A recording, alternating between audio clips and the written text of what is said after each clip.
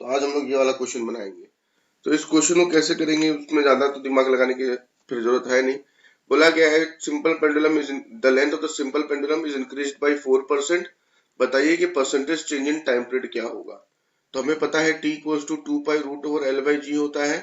तो इसी को अगर हम लोग परसेंटेज में कन्वर्ट करेंगे तो क्या आ जाएगा, delta T by T equals to 1/2 into delta L by L, क्योंकि परसेंटेज में तो इधर 100 और इधर 100, delta T by T into 100 ये पता करना है। इसका कितना दिया हुआ है 4%, तो यहाँ कट के 2 आ जाएगा, यानी 2% इज द आंसर। ठीक है, I hope this is clear. Next question की तरफ चलते हैं। ये वाला बनाओ। ठीक है, तो देखो इस क्वेश्चन में हम लोगों ने क्या बोला है, देखो कि एक बॉब है, सिंपल पेंडुलम का है, सस्पेंडेड बाय मेटेलिक वायर है। ठीक है, एक मिनट रुको, हाँ सस्पेंडेड बाय मेटेलिक वायर है। अगर alpha is the coefficient of linear expansion and D theta is the change in temperature then prove the percent. बाप रे बाप, if alpha is the coefficient of linear, if alpha is the coefficient of, if alpha is the, अच्छा alpha is the coefficient of linear expansion उन्होंने दे दिया है, कोई बात नहीं, अच्छी बात है। And D theta is the change in temperature दिया है, तो percentage change in time period हमें पता करना है। ठीक है, तो हमें देखना होगा कि टाइम पीरियड का फॉर्मूला क्या होता है, 2 pi root over L by g. ठीक है, कोई बात नहीं। अब लीनियर एक्सपेंशन का मतलब क्या होता है कि लेंथ में टेम्परेचर चेंज कैसे, लेंथ में कुछ इंक्रीमेंट आएगा या डिक्रीमेंट आएगा। और हम लोगों को ये बात पता नहीं है, लेकिन फॉर द टाइमिंग मान लो कि पता है। अगर आप लोगों ने थर्मल प्रॉपर्टीज ऑफ मैटर पढ़ा हुआ है, थर्मल प्रॉपर्टीज ऑफ मैटर पढ़ा हुआ है, तो आपने वहां पे पढ़ा होगा कि L equals to L1 plus alpha del theta होता है। ठीक है, तो उसी को आपको यहाँ पे यूज करना है, इसी को आप लोगों को यहाँ पे यूज करना है बस। ठीक है, यहाँ पे एक तो हो गया ये वाला, और दूसरा आप इक्वेशन बनाओगे इसको यूज करके, जहाँ पे एल के बदले L1 plus alpha del theta put करोगे, एंड देन उन दोनों इक्वेशन को आप लोग क्या करोगे, डिवाइड कर दोगे T1 अपॉन T2। अल्टीमेटली आपको एक T1 बाई T2 का इक्वेशन मिल जाएगा। आपको T1 मान लीजिए T1 है या हमारा T2 है, तो T1 बाई T2 निकाल लोगे आप लोग ऐसे करके। तो हमें लेकिन क्या बोला है, परसेंटेज चेंज। परसेंटेज चेंज का मतलब क्या होता है, T1 minus T2 upon T2, T1, यही तो होता है ना। सॉरी, परसेंटेज में T2 माइनस T1 होता है, may be T2 minus T1 upon T1 होता है, final minus initial upon initial होता है। तो हमारे यहाँ पे ये है, तो हम क्या करेंगे, यहाँ से दोनों तरफ में 1 सब्ट्रैक्ट कर देंगे, तो देखो यहाँ पे क्या आएगा, T2 नहीं, ये वाला से नहीं चलेगा। आपको क्या करना पड़ेगा, दोनों को उल्टा करना पड़ेगा, रिवर्स निकालना पड़ेगा आपको, T2 बाई T1 निकालना पड़ेगा रेशियो। जब T2 बाई T1 निकालोगे 1 माइनस कर देना दोनों तरफ से, तो आपका आ जाएगा T1 minus T2 upon T1, और आपका आंसर आ जाएगा। ट्राई करना है, नहीं बनेगा तो क्वेश्चन में तो आंसर दिया हुआ है कि 50 अल्फा डी थीटा में प्रूव करना है। ठीक है, इसको बनाना घर में आराम से बैठ के। चलो ये क्वेश्चन बनाओ। t equals to 2 pi root over L upon root over G square minus V square upon R square. दूसरा आपका है t equals to 2 pi root over L upon root over G square minus V4 R square. तीसरा option है t equals to 2 pi root over L upon root over G square plus V4 R square. Last option है t equals to 2 pi root over L upon G square minus V square, sorry plus R square. ठीक है, फिर भी जिनको समझ में नहीं आया समझो बात को, कि यहाँ पे क्या बोला, एक सिंपल पेंडुलम है जिसका लेंथ L है, मास M है, सस्पेंड किया गया कार में। The car is moving on a circular track of radius r with uniform speed v. Pendulum makes an oscillation in radial direction about its equilibrium position, then calculate its time period. दोस्तों, भाइयों और बहनों, यहाँ पे मैंने आप लोगों को कल बहुत सारे इफेक्टिव के फॉर्मूला दिया था कि कब कैसे करना है। अगर याद नहीं भी हो तो भी हम लोगों ने न्यूटन लॉज ऑफ मोशन पढ़ा है, और न्यूटन लॉज ऑफ मोशन के साथ हमने वेक्टर्स भी पढ़ा हुआ है। तो उसमें हमने क्या, इसमें देखो क्या हुआ कि अगर गाड़ी ऐसे मस्त वाली टर्निंग ले रही है, मेरी प्यारी प्यारी गाड़ी है, देखो कितनी सुंदर गोल गोल करके गाड़ी है, ये टर्निंग लेगी तो क्या होगा, हमें ये पता है कि जो जी नेट एक्सेलरेशन पता करना पड़ेगा, क्योंकि क्या पता करना है, टाइम पीरियड पता करना है। Time period equals to 2 pi root over L by g होता है। अब देखो लेंथ ऑफ द पेंडुलम तो ना तो इंक्रीज होगा ना डिक्रीज होगा इस मोशन की वजह से, लेंथ ऑफ पेंडुलम पे कोई फर्क नहीं पड़ेगा, क्योंकि पेंडुलम की बात, सिंपल पेंडुलम की बात बोली गई है, मतलब जो स्ट्रिंग होगी वो इनएक्सटेंसिबल होगी। मासलेस होगी वगैरह वगैरह जो कहानी है, तो लेंथ में कोई चेंजेस नहीं आएंगे। प्रॉब्लम कहाँ हो सकती है, जी में प्रॉब्लम हो सकती है। तो मुझे पता है कि जो जी तो नीचे की तरफ एक्ट करता है, लेकिन यहाँ पे क्योंकि ये गोल घूम रहा है, ये गाड़ी क्या कर रही है, सर्कुलर ट्रैक में मूव कर रही है, उसका रेडियस भी दिया गया है, स्पीड भी दी गई है, तो कहीं ना कहीं ये जो बदमाश लोग हैं, ये लोग कहीं ना कहीं सेंट्रीपिटल फोर्स की बात कर रहे हैं, सेंट्रीफ्यूगल या सेंट्रीपिटल की फोर्स की बात कर रहे हैं, जो कि इस तरफ होगी, यानी कि mv²/r।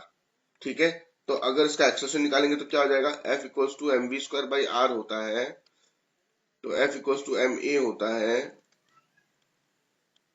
ये mm कट जाएगा, यानी कि A इक्वल्स टू क्या हो जाएगा दोस्त, v²/r। मजा आ गया जिंदगी का, ये पता चल गया।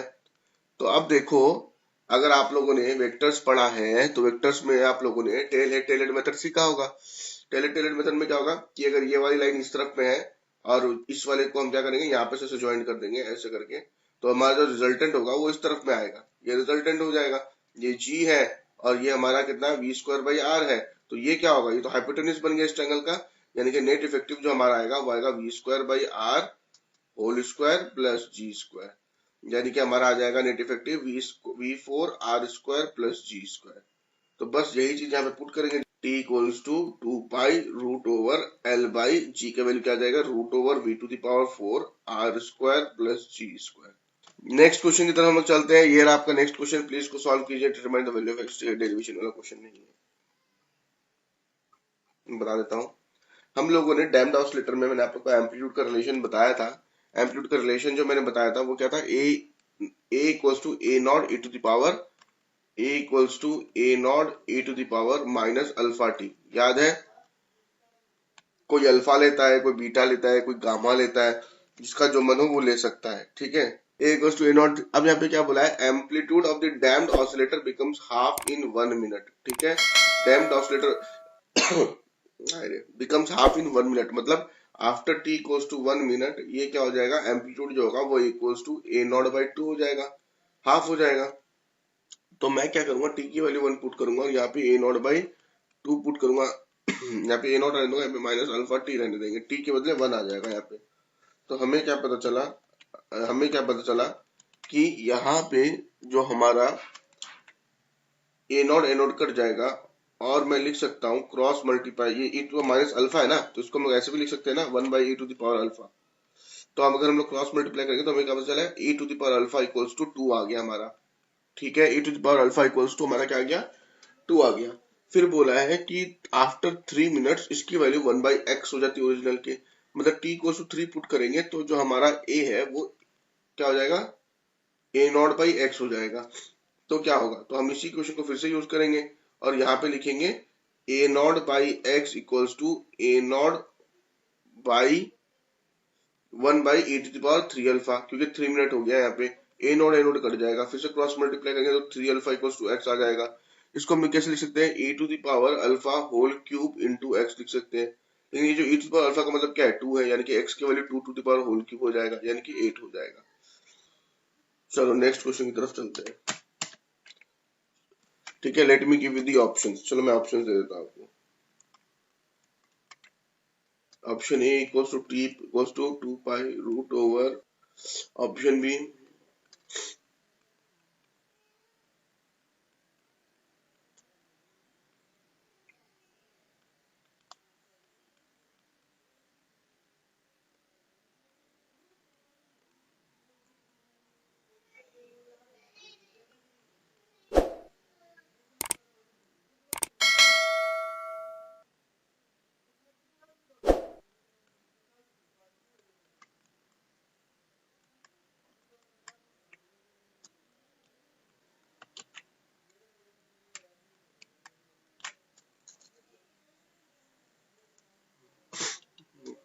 मैं बताऊं।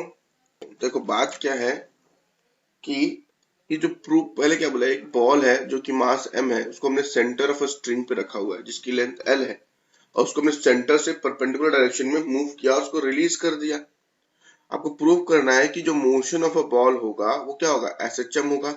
अब देखो इस सिंपल हार्मोनिक मोशन प्रूफ करना जो था वो हमारे बोर्ड्स तक की लिमिट था, बोर्ड्स के हिसाब से कभी पूछेगा नहीं सिंपल हार्मोनिक मोशन है या नहीं, लेकिन यहाँ पे इसने एक गेम खेल लिया, यहाँ पे time period of the oscillation पूछा। अगर ये नीट में भी आता है, जो कि आ सकता है, कोई खास बात नहीं है, आ सकता है ये, तो आपको सिंपल हार्मोनिक प्रूफ करना ही पड़ेगा कि वहीं से आपको टाइम पीरियड निकालने का मौका मिलेगा। तो पहले हम इस बात को समझते हैं कि ये मान लो एक स्ट्रिंग है, और यहाँ पे एक तो वो बॉल रखी हुई है, मैंने क्या किया, इसके मिडल पे रखी हुई है ना, सेंटर पे। तो स्ट्रिंग की अगर पूरी लेंथ ले तो ये कितनी हो जाएगी भाई, ये L/2 हो जाएगी। ये कितनी हो जाएगी भाई, ये L/2 हो जाएगी। मैंने इसको खींचा, खींच के मैं इसको यहाँ ले आता हूँ, थोड़ा और ऊपर ले आता हूँ, यहाँ ले आया, मैं इसको यहाँ ले आया, तो ये स्ट्रिंग कुछ ऐसी हो जाएगी।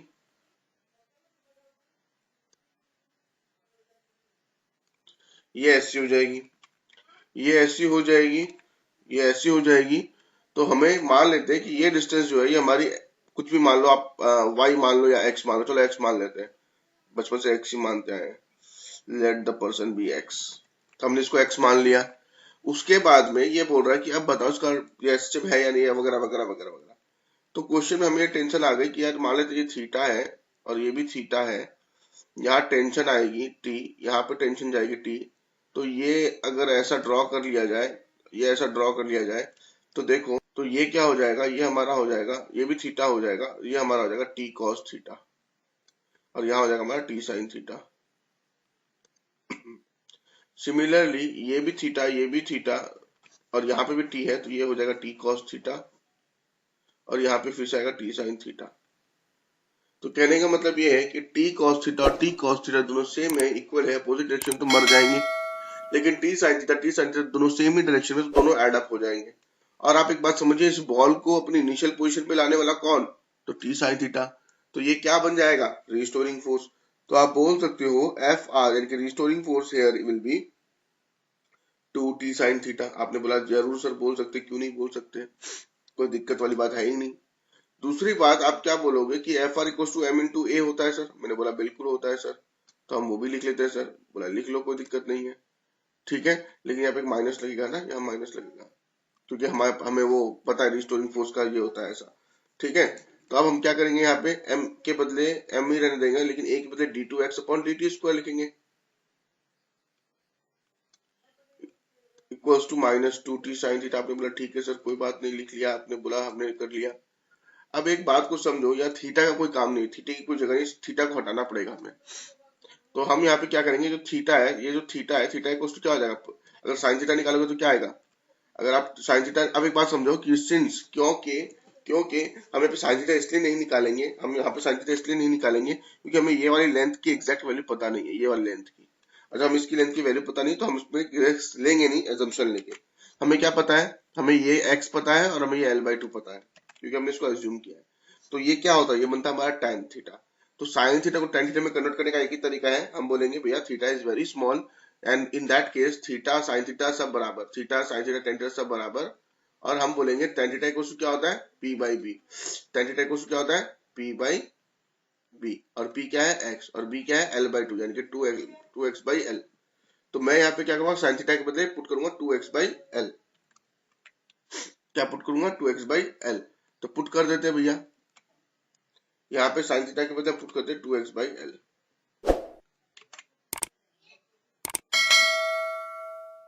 तो हमारा ये जो वैल्यू बन जाएगा क्या भैया, 2 2 जा 4, 4t x बाई एल, क्या आ जाएगा, 4t x बाई एल। हमारा यहाँ तक कोई दिक्कत नहीं होनी चाहिए, किसी को दिक्कत है यहाँ तक, 4t x बाई एल तक कोई दिक्कत है। और एक और काम कर लेते हैं, ये जो m यहाँ पे दिखाई दे रहा है, ये हमें यहाँ सुंदर नहीं लग रहा है, इसको हम नीचे ले आते हैं, क्रॉस मल्टीप्लाई करके ml ले आते हैं, इसको ml बना लेते हैं, इसको ml बना लेते हैं। अब सारी इक्वेशन को एक तरफ लिख लेते हैं, तो क्या आएगा, एक तरफ लिखेंगे तो ये वाली इक्वेशन जब इधर जाएगी, इक्वल टू के यहाँ पे जाएगी, तो प्लस में बदल जाएगी, यानी कि यहाँ पे आ जाएगा हमारा plus equals to 0, plus equals to 0, ठीक है। अब देखो d2x by dt square equals to, ये क्या हो जाएगा हमारा, देखो कोई नहीं कहीं हमारी वो एसएचएम की इक्वेशन के साथ मेल खा रही है, यही इक्वेशन थी एसएचएम की, मैंने जो बताया था एक बार डिराइव कराया था क्लास में, कि ऐसी इक्वेशन बनती है आपकी उसकी एसएचएम की। और अगर फिर भी ये चीज समझ में नहीं आ रही कि ऐसा बनता है कि नहीं बनता, अगर ये याद ना भी रहे, तो एक काम करो, इसको हम लोग यहाँ नहीं लाते हैं, ठीक है, यहाँ नहीं लाएंगे हम, इसको कैसे रखेंगे, हम इसको यहीं पे रखेंगे, इक्वल्स टू माइनस।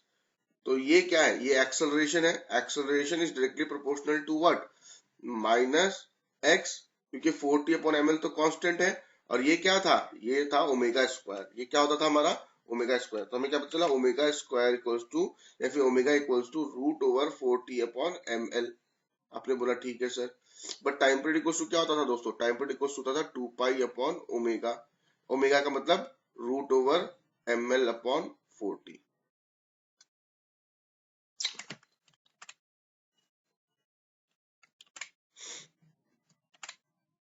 बताओ, कोई दिक्कत है किसी को? ये हो जाएगा हमारा टाइम पीरियड। बताओ, आगे बढ़ते हैं हम लोग, ठीक है। चलो ये वाला क्वेश्चन करो। इस क्वेश्चन में क्या बोला है कि अगर डैम्ड ऑसिलेशन है तो एम्पलीट्यूड आफ्टर 50 ऑसिलेशन क्या होंगे, 0.8 ए नॉट। फिर से हमें फॉर्मूला पता है, A equals to A nought e to the power minus alpha t equals to 0.8 A nought इन्होंने दे दिया, यानी कि इस इक्वेशन की वैल्यू दे दी गई है, वे ए नॉट इज इनिशियल फेज। तो बोला है आफ्टर 150 ऑसिलेशन क्या होगा। तो एक बात समझो, एक ऑसिलेशन, ये टी क्या है, ये तो टाइम पीरियड बोल सकते हैं हम लोग, है ना। मान लेते हैं कि ये टी है, तो एक बात समझो कि एक बार ऑसिलेशन कंप्लीट करने के लिए, अच्छा नहीं तो एक काम करते हैं, 50 ऑसिलेशन बोला ना, मान लेते हैं कि एक ऑसिलेशन कंप्लीट करने के लिए टाइम पीरियड टी है, तो दो के लिए कितना होगा, तो 2t हो जाएगा। तीन ऑसिलेशन के लिए कितना होगा, 3t हो जाएगा, क्योंकि एक कंप्लीट करने के लिए टी है। तो हम यहाँ पे ना टी को ना 50t लिख लेते हैं, क्योंकि 50 ऑसिलेशन कंप्लीट करने के लिए इतना टाइम पीरियड हो गया। ठीक है, आई होप क्लियर होगा।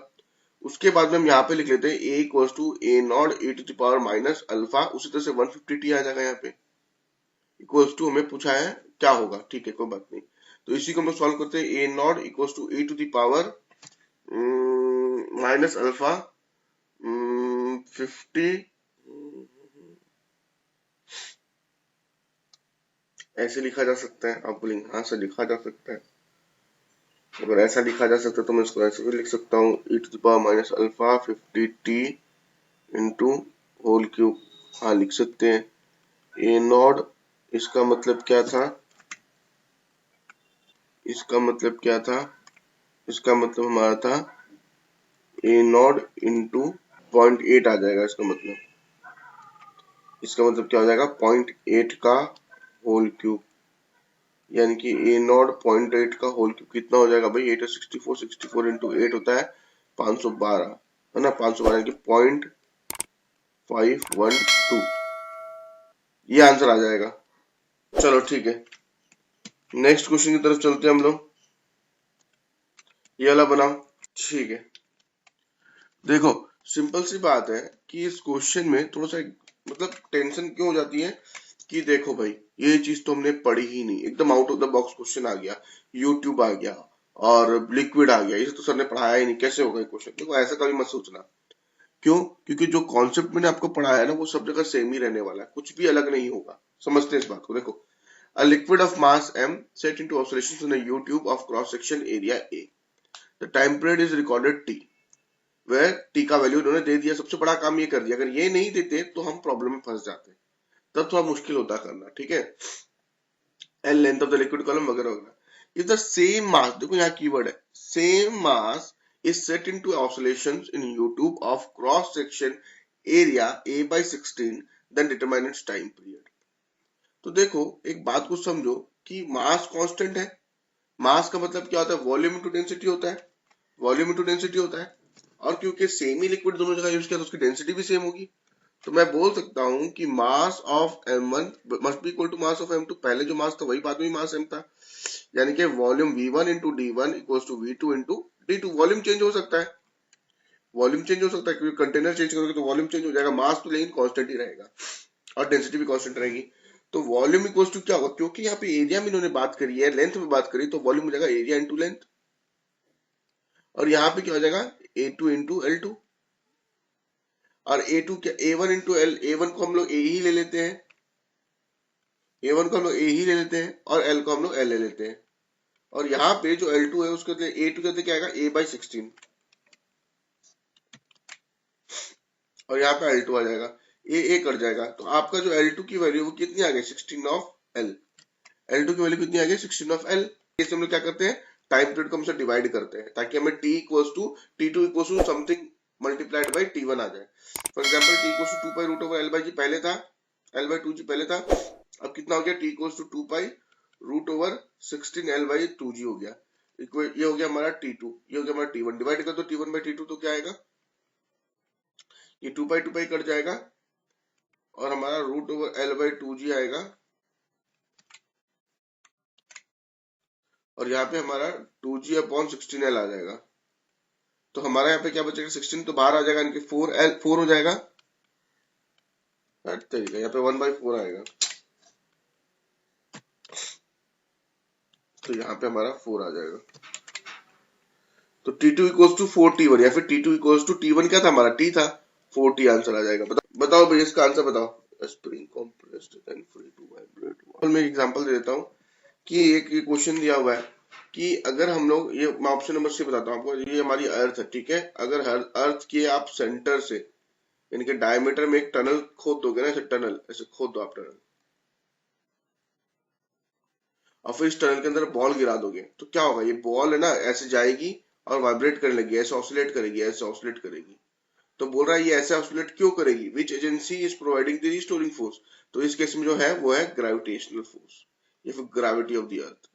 तो उस तरह से इसमें कौन प्रोवाइड करता है, इसमें कौन प्रोवाइड करता है, इसमें कौन प्रोवाइड करता है, ये पूछ रहा है आपसे, बताओ। ए में स्प्रिंग फोर्स, सही बोल रहे हो। ए में spring force, spring compressed and then free to vibrate, नहीं कि स्प्रिंग फोर्स नहीं बोलोगे, या तो रिस्टोरिंग फोर्स बोल दो वो चल जाएगा, या फिर इलास्टिसिटी बोल दो, इलास्टिसिटी बोल दो। देखो वो स्प्रिंग कांस्टेंट अलग चीज होता है दोस्त। स्प्रिंग कांस्टेंट क्या होता है कि आप कितनी फोर्स दोगे उस पर उतना एक्सटेंशन होगा। फॉर एग्जांपल आप समझो स्प्रिंग कांस्टेंट का वैल्यू कितना होता है, 100 न्यूटन पर मीटर, एक एग्जांपल के तौर पर ऐसा होता है। मतलब कि अगर आप 100 न्यूटन की फोर्स दोगे तो हमें 1 मीटर का एक्सटेंशन होगा। तो स्प्रिंग कांस्टेंट टेल्स यू कि how much force will be required for unit extension, ठीक है। वो उसको रिस्टोरिंग फोर्स प्रोवाइड नहीं करता है। स्प्रिंग की इलास्टिसिटी तो प्रोवाइड करती है ना, स्प्रिंग अगर इलास्टिक की नहीं होती तो वो कभी होता नहीं होता, ठीक है। For be the answer can be बॉइंट, may be sure नहीं हूं, बॉइंट फोर्स हो सकता है। हाँ देखते इसका आंसर क्या दिया, इसमें दिया हाइड्रोस्टैटिक प्रेशर ऑफ वाटर, ठीक है, प्रेशर भी सही है। Hydrostatic pressure of water which agency is providing the restoring force. Restoring force है, प्रेशर तो नहीं होना चाहिए, बट फिर भी बोला तो मान लेते हैं। मेरे हिसाब से पॉइंट फोर्स हो सकती थी, रिस्टोरिंग फोर्स हो सकती थी, ठीक है। एंड ऑप्शन नंबर सी तो हमने बता ही दिया, मैंने बता ही दिया। Option number D, pendulum pulled from its initial, क्या है, pendulum pulled from its mean position and released. तो इसमें क्या होगा, टेंशन तो बॉब को टुवर्ड्स द रूफ खींचेगा, टेंशन तो बॉब को टुवर्ड्स द रूफ खींचेगा। देखो अगर टेंशन होता ना तो ये टेंशन का काम क्या था, अगर ये बॉब यहाँ खड़ा हुआ है तो टेंशन क्या करता है, ऊपर की तरफ जाता है। मतलब अगर टेंशन इसको रिस्टोरिंग फोर्स देता तो टेंशन इसको कहाँ ले जाता, ऊपर की तरफ ले जाता, ऊपर की तरफ, ऊपर की तरफ। यहाँ मीन पोजीशन की तरफ क्यों लेके आएगा, मीन पोजीशन की तरफ लेके नहीं आएगा, बताओ कौन सा था। याद करो हम लोगों ने इसका डायग्राम बनाया था। देखो तुम लोगों ने ना टफ टफ क्वेश्चन बना लिए, ठीक है। अरे फद्दू सा क्वेश्चन है जिसका कोई मतलब लेना देना ही नहीं है, इसमें हम लोग फंस गए। क्यों, क्योंकि व्हेन एक आदत हो जाती है कि अगर आप अपने ब्रेन को, आपने नोटिस क्या होगा कि आप जब क्वेश्चन सॉल्व न्यूमेरिकल्स बना रहे होते हो, आपका आंसर आ रहा, आपका आंसर आ रहा, आपका आंसर आ रहा, सडनली आपसे कोई टफ क्वेश्चन बोलेगा तो भी बहुत बहुत बार बन जाता है। वाई, बिकॉज आपका ब्रेन उसी लेवल पे काम कर रहा था। अब सडनली हम लोग कोई आसान क्वेश्चन वहां पे डाल देंगे तो आपका ब्रेन इस लेवल पे सोचेगा, इस लेवल पे आएगा ही नहीं, और ये गया फुस। मतलब ऐसे बता रहा हूँ ये बात, उसका कोई लेना देना नहीं है इस क्वेश्चन से। अरे चलो कोई नहीं बताएगा, मैं बताऊं। अगर आप देखो क्या होता था, ये हमारी छत होती थी, पेंडुलम जब यहाँ पहुंचता था तो यहाँ पे mg होता था, आपने बोला हाँ सर। यहाँ पे टेंशन होता था, आपने बोला हाँ सर। अब क्या होता था कि ये इसको बैलेंस करने के लिए यहाँ पे क्या आएगा, थीटा, ठीक है। तो ये हो गया हमारा mg cos थीटा, और यहाँ पे हो गया हमारा mg sin थीटा। तो this was the component which was providing it's the restoring force. तो ये mg sin थीटा किसके वजह से आया, mg की वजह से, इनके weight is the real answer. Air resistance तो क्या करेगा, इसको इधर आने से भी रोकेगा और उधर जाने से भी रोकेगा, क्योंकि अगर ये इधर जा रहा है तो एयर रेजिस्टेंस इधर में होगा, और जब ये इधर आ रहा है तो एयर रेजिस्टेंस इधर में होगा। तो air resistance the opposing force.